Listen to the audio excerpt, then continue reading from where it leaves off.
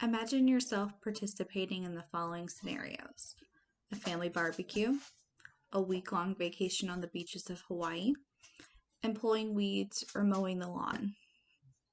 Did you immediately think any of these activities would cause you to go blind? No, neither would I. And I didn't think you would either. But unfortunately, if you did not see yourself wearing eye protection, it'd be a very real and scary outcome for you in the future. My name is Megan. I'm an ophthalmic assistant at the Washington University campus School of Medicine. I actually work in the eye clinic. It's also known as the University Eye Service. I see damage done by UV exposure daily. The patients I see didn't think that their daily activities out in the sun would slowly add up over time and cause non-reversible damage to their eyes from UV exposure. I'd like to inform you of some ways to prevent this eye damage done by ultraviolet rays. It's important to protect your eyes from UV exposure. The best way in which to do so is to wear sunglasses. I have mine right here. Use sunscreen, and have your eyes checked by an optometrist or an ophthalmologist in a yearly dilated eye exam. I bet you would not think anything except how attractive your sunglasses would look on your face, but there are a few things that you also want to look for when choosing a protective pair of sunglasses. The level of UV protection is the most important, but coverage and polarization are also close runner-ups. Sunglasses are used to protect your eyes from the sun, specifically ultraviolet rays. J.W. Marks, a medical doctor, wrote an article on medicine.net. He defines UV radiation as invisible rays that are part of the energy that comes from the sun. They can burn the skin and cause skin cancer. UV radiation is made up of 3 types of rays: UVA, which is ultraviolet A, UVB, and UVC. UVA is weaker than UVB, but it passes further into the skin than UVB does. It's now generally accepted that both UVA and UVB cause skin cancer, including melanoma. It's particularly important whatever sunglasses you choose have 100% UV protection in them. They will have a sticker that indicates it. If there's no identification of UV protection, it's safe to assume that there's probably none. The tint color does not mean there's protection, and it does not matter. Polarized sunglasses are best because they reduce glare from reflective surfaces such as car windshields, windows, water, and snow. Joe Schneiderin, in the web article 6 Tips to Protect Your Eyes from Dangerous UV Rays and the Effects If You Don't, said never buy cheap sunglasses. There's no value in low-cost, low-quality sunglasses because they don't filter UV rays. Instead, they act as a UV window to your enlarged pupils. The coverage of skin around your eye is crucial as well, whether it be from sunglasses or sunscreen, but preferably both. According to Irene Q., a medical doctor at Wilmore Eye Institution, Johns Hopkins Medicine, in the web article How to Protect Your Eyes from UV Damage, the eyelid skin is the thinnest of the whole body. UV damage introduces dryness, wrinkles, and accentuated skin furrows, sagging, loss of elasticity, and molted pigmentation.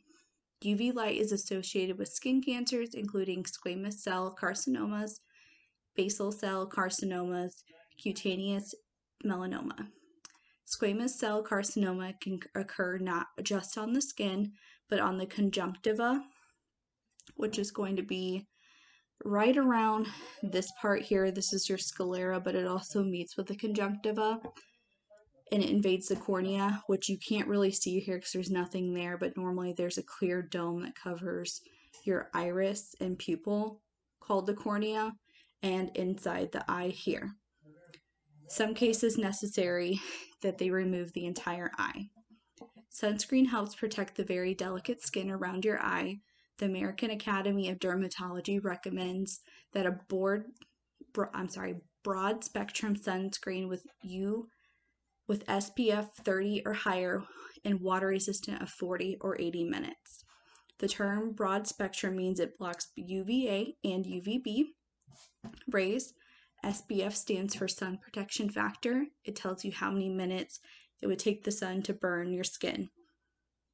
For example, SPF 30 means that it takes 30 minutes from the time it's applied to start burning your skin, and then it needs to be reapplied. You can't always protect yourself, and there will be days that you forget your sunglasses, you're in your car while at the beach or the baseball game, but that is what is important. That is why it is important to visit your optometrist or ophthalmologist once a year for a dilated fundus exam. The doctor will instill 1 to 2 drops of dilating drops in each eye. They take about 20 to 30 minutes for your pupil to fully dilate. Depends on your eye color how quickly it takes for those dilation drops to work. Once your eyes are at peak dilation, the doctor will have you place your head in a chin and forehead rest attached to a device called a slit lamp. It is magnified lenses like a microscope and a very bright light that allows the doctor to take a look around through the pupil, which is this hole here, to the back of the eye. What is he looking at? He's looking at the optic nerve, which is back here. This is the retina. It's also hard to see, but your macula sits right next to your retina and optic nerve. It has a little bit of a dip to it.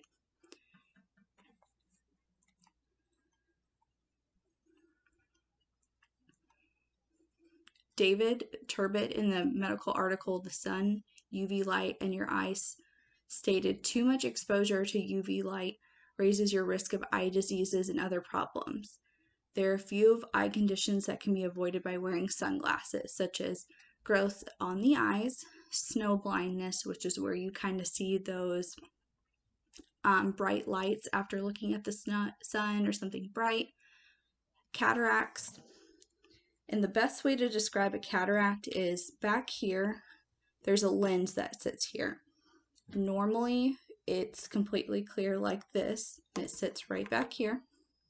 But once you have long-term UV exposure, a cataract forms.